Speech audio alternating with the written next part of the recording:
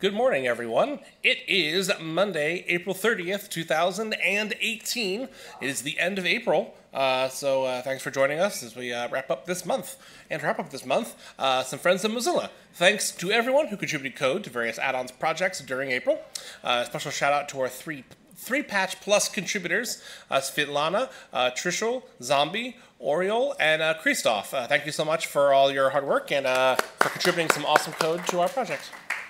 And thank you to Mozilla Tech speakers, Katie, Miguel, Yamama, Bob, Florian, Karsten, Cairo, and Ram, who gave talks and workshops in Australia, Venezuela, Palestine, the Philippines, Germany, Austria, and India. It's wonderful to see our tech speakers out there speaking all over the world, and we really appreciate what you do.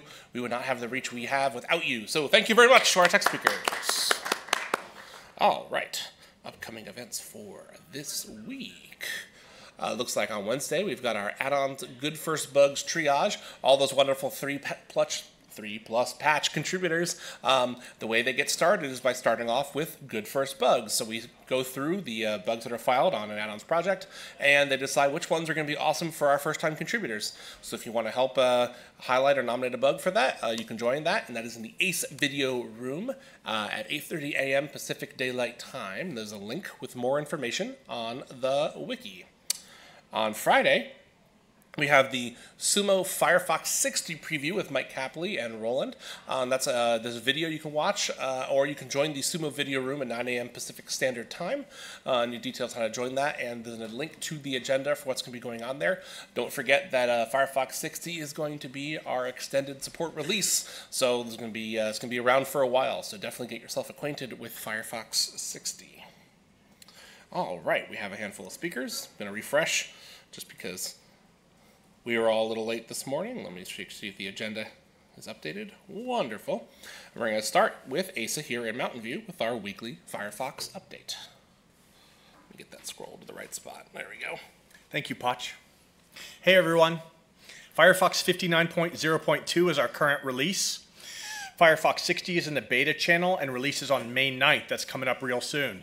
Our release candidate builds happen tomorrow, so we're basically wrapped up with Firefox 60. Over the last week, we've seen about 20 fixes uplifted to the beta channel. And a reminder, as Poch noted, that Firefox 60 is our ESR release.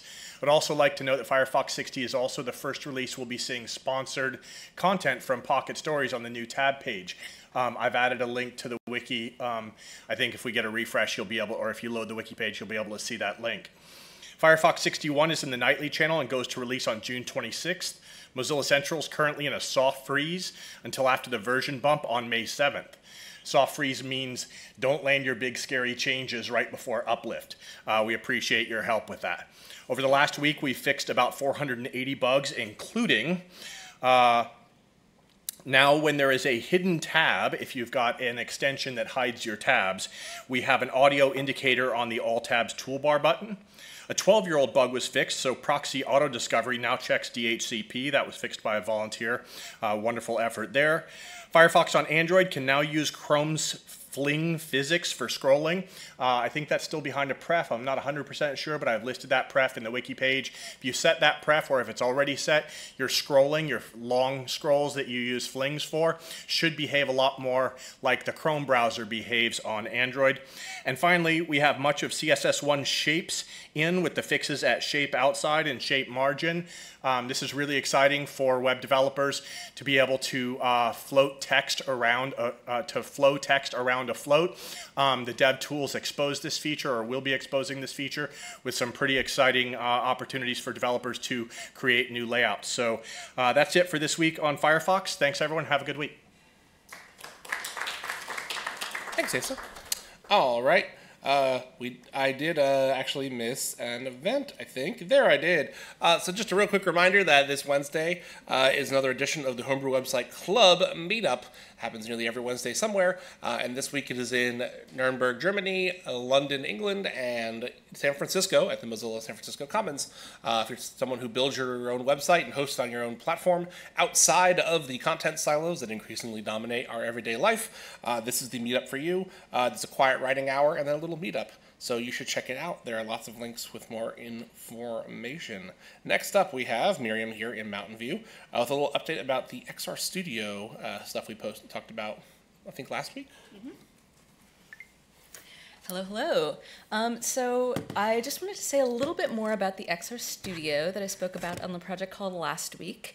In the intervening week, we have had an amazing number of questions directed at us, and we've given a lot of thought as to the answers, and we made an FAQ on the website. So I just wanted to review a few highlights of that FAQ that might be particularly relevant to a Mozillian audience.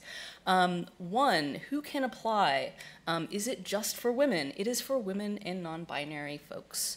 In accordance with our best practices guidelines. Do you really need to know how to code? The answer is no, actually you don't really need to know how to code. We're going to have mentors available for that. So some exposure to code is helpful, but a lot of the skills are both balancing technical coding skills in Unity and in other sorts of, here we go, and you see and Karen is also on hand to answer questions as well on the website. So we'll be going both for the technical development skills in AR and VR and machine learning, and for a lot of soft skills. This is really a learning and development program for the participants to advance their careers, to understand how to get more involved into emerging technologies and manage the risks that are involved when getting into technologies that are not fully baked yet and not fully adopted. Just skipping through really quick, you can see all of these questions are on the website. Is there a fee to participate? No, there is no fee to participate. Is there a stipend to participate? No, there is no stipend to participate. But if people have transportation issues or other expenses of participating, note that on your application. We got a lot of questions from students and parents that summer timing is difficult, that the program started before they graduate or ended after their children have to go back to school. We do want both students and parents to participate, so if it's a matter of a week or two on either end, go ahead and apply and we'll work something out. There are many other ways to get involved besides participating in the program, and we especially got lots of inquiries from people living outside the Bay Area who are not able to find lodging for the summer. Unfortunately, this round of the program, they can't participate fully, but we've created a parallel application, so if they want to be involved and live somewhere else in the world, let us know, and it has many of the same questions, and we'll see who we get and what we can do with them, because we love the energy and the feedback that we're getting, and we want to keep it up. Thank you. Thank you, Miriam. And next up, we have Josh Marnacci to do the Emerging Technologies Weekly Update. Hello, Josh. Hello, can you hear me all right? Yeah, there we are. Yeah, I am broadcasting here from the Eugene Science Center, sunny Eugene, Oregon. So, Emerging Technology, it's been a big week. Hubs is live. Our social mixed reality team unveiled a preview release of Hubs by Mozilla. It's a new way to get together online within mixed reality right in your browser. It's the first experiment we're releasing as part of our social mixed reality efforts, and it really showcases the potential for the web to become the best and most accessible platform to bring people together around the world in this new medium. All you have to do is click a link, create a web-based room, which gives you a link that you can then share with others, and they can join you. There's no authentication, there's no tracking, it just works. Even if they don't have a VR headset, you can just use it on your phone or PC, and they'll join the room as an avatar. If you do have a VR headset, then you can get a full mixed reality experience. No downloads, walled gardens, content gatekeepers, any device you want. And it's built with WebVR and A-Frame. So most importantly, Hubs does all of this through open source software that respects your privacy and is built on web standards. The gift of packages. In our efforts to enable new ways to use Rust and WebAssembly with JavaScript, we've released WasmPack. This is a tool that helps developers combine Rust and JavaScript packages without having to have the full developer environment on your local machine. Essentially, it assembles and packages Rust crates that target WebAssembly, and then you can publish these packages to the NPM registry, which means other people can use them Just as they would any other JavaScript library, they don't have to have the full Rust toolchain. We definitely want JavaScript developers to be able to easily use more WASM-based modules in their project, so this is a big step. And finally, to further explore how people want to interact with speech-based interfaces, we ran a heartbeat study this past week to ask Firefox users some questions about their interest in having web pages read to them and when they might want that to actually happen. Really good. 1,500 folks responded and provided us with some interesting insights. For example, we learned there's great interest in voice interaction on desktops and laptops, not just on mobile. And over half of the users who responded were interested in listening on their phone, which was twice as many as iOS. So very interesting. And that's all there is for this week from ET. Thanks. Awesome. Thanks, Josh. Refreshing. Hey, Michael, welcome back. Hey, Potch. Good to see you. Good to see all of you. Thank you so much. I'm back with this week's Minute. It's the weekly updates from Mozilla IT on the things that we're doing to support and empower all of Mozilla in our mission to keep the web a global public resource, open and accessible to all. An internet that truly puts people first, where individuals can shape their own experience and are empowered, safe, and independent. And today I'm going to bring you a couple news items, and I'm also going to bring you some of the inspiration from my last 2 weeks out in the desert. So first I want to start out with a big hearty thank you to Andrew Krug for hosting the Minute the last 2 weeks and taking the Minute to a whole nother level. Andrew and I talked last week. We're going to be collaborating on the Minute in the future because he did some wonderful things. The pre-recording, he's got some ideas about music and video production. We're going to up-level this whole thing. So just remember, it's 3 minutes tops. Yes, absolutely, Potch, absolutely. So that's what Andrew and I will be bringing that. We'll be bringing a 3-minute Minute. I don't know if it was his, I guess it was long. So we'll be doing that going forward. One news item today, one big news item to keep track of for those of you who are using Slack in different ways. The IRC and XMPP gateways to Slack will be going offline on May 15th. For more information about this shutdown, check out Slack's release, which is linked from the Minute here.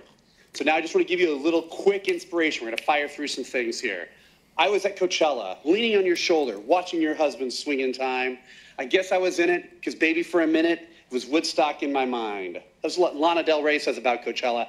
I had an inspiring 2 weeks. Here's what it looked like for me. Let's go forward. There's so much art and beauty. Take a look at some of the things that are out there. The installations were enormous. There was technology. I want to spend some time here for a second because these things are really relevant to us. In the top corner, you see Jamiroquai, who had a remote-controlled hat going on and some old error message on the back screen. On the top right, there was one of the art installations was augmented reality. It only worked on iOS, but if you had an iPhone in certain parts of the festival, you could see some various things that had been applied there through AR. You could also put the Coachella Disco Shark anywhere there. So unfortunately, it was just on iOS, so we might want to talk to those people about some web VR stuff. There were drones creating a dodecahedron in the sky over there. I stayed in a teepee, some high-end technology. And there's David Byrne teaching us about the most important piece of technology of all, the brain. Next slide. The people. Probably the most important part of Coachella was the beautiful, lovely people that were there. There were so many people doing so many different things. Take a look at the happiness and the joy. And the music, of course. Coachella is all about the music. We had Amine rapping from Portland, this wonderful genius. We had Alves from Toronto. Japanese breakfast, Haim, and of course, last and definitely not least, was, next slide. It's loading. It's unloading over here. Here you go. There we go. The Queen, Beyonce, the Queen of Beychella. She put on an inspiring performance that brought so many interesting people into Coachella. The crowd is beautiful. All in all, I come back from Coachella with loaded with inspiration and looking forward to working with all of you to craft a future where the things that happen out there and the peace and the love and the joy isn't just something that's encapsulated in 3 days in the desert. I want to bring that energy to my work, to us at Mozilla, to our mission to make sure that everybody in the world is taking part in this and contributing to their world as best they can. That's ultimately what we do here at Mozilla with the mission. That's something that I'm just more inspired than ever to keep pushing forward on. So thank you all very much. Thanks for indulging me, and take care. Thank you, Mike. All right. Okay, so next up, do we have any new hires here today? I don't see any on the wiki, so that may mean no. And so with that inspiration finishing off our meeting, we are finished. So thank you everyone for joining us. Hope got a little extra contact high from Michael that keeps you inspired to get out there and keep on rocking the free web. Have a fantastic week.